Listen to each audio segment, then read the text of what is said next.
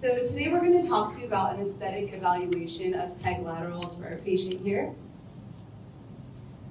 We have a 28-year-old female patient who came in with the chief concern of her peg laterals and the difference in length between 8 and 9. So she was a little bit self-conscious about it, so she came here to our school and came to see what options we can provide for her. So what we're going to consider today in her case is her incisal edge, gingival margins, tooth proportions, and tooth shape.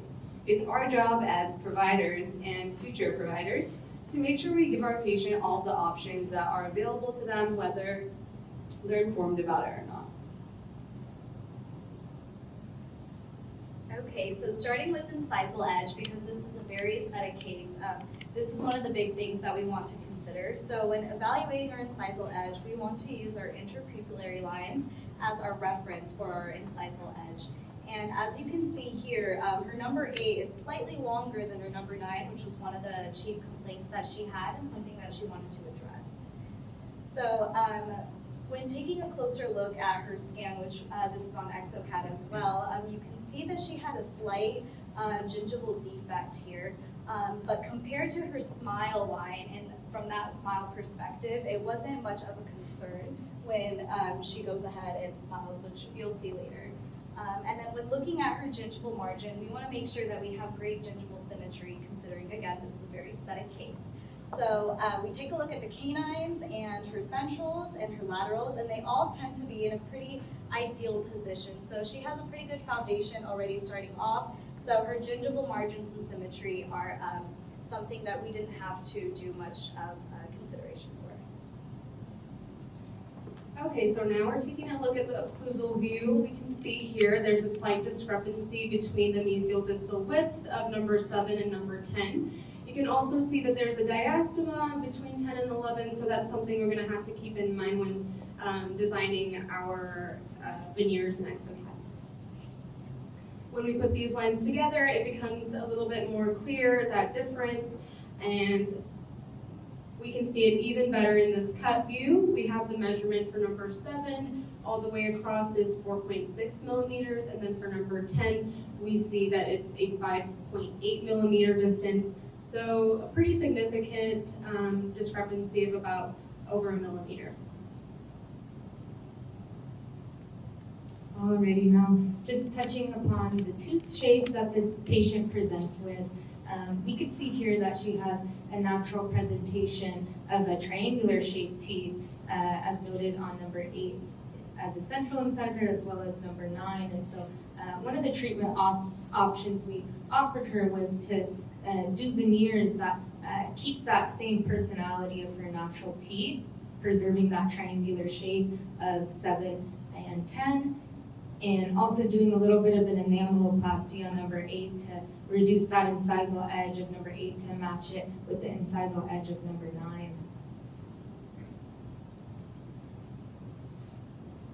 And so then the next treatment option we offered her was to kind of treat 7 through 10 as a segment and addressing all 4 of those front teeth as a unit. And you can see here we're still preserving that triangular shape of those 4 teeth, and rather than shortening that incisal edge of number 8, we could rather elongate both 8 and 9 in a uniform way with this treatment option.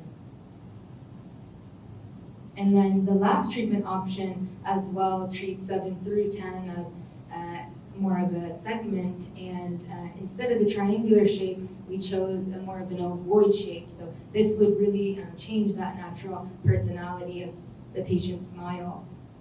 And with this approach, as you can see, if I zoom in here behind the scenes, with that proposed wax up of those veneers, they're a little bit wider or larger than her natural gingival architecture that she presents with. So in order to carry out this treatment option, if she were to choose it, we would need to perform a little bit of a gingivectomy on the gums to recontour those gums a bit in order for those veneers to bond and sit naturally on sound tooth structure. Otherwise, they'd be sitting on gum tissue, which we don't want. And so That would be a treatment option if the patient really wanted to change the personality of her teeth and also go forward with that minor surgical approach. Okay, so now we're at the point where we're taking the digital world into the real world. So something that we noticed is when you're 3D printing models, you can get print lines. So a clinical tip to avoid this is to place a thin layer of Optibond on the facial surfaces and cure it so then it's not transferred onto the putty matrices. To make our putty matrices, we use a light body and then molded a putty matrix onto all 3 of our models. And then we filled these putty matrices with integrity or Visicryl and molded them into the map.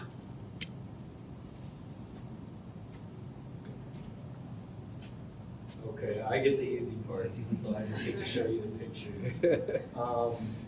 So these are kind of the try-ins of the integrity. This was the first option, 7 and 10. This is the triangular option, which is 7 through 10. And then these are lovely photographs that Dr. Chen and Elena took. And then this is the ovoid shape, 7 through 10, which kind of gives the smile kind of like a rounded kind of look. Ultimately, she went with the 7 and 10 veneers, which you can kind of see changes her whole presence of her smile, filling in those gaps. Just kind of gives her smile a fuller look. So this is before, and then this is kind of that mock-up that we did with the integrity. Then this is the 7 and 10 3D printed kind of the veneers that we printed on the sprint ray Midas. And here's also those same pictures. And then I believe this is the before, and then this is Elena just sat these this week, I believe. And so we kind of have the pre-op, the mock-up, and then the delivery. So this is the final look to it. Thank you.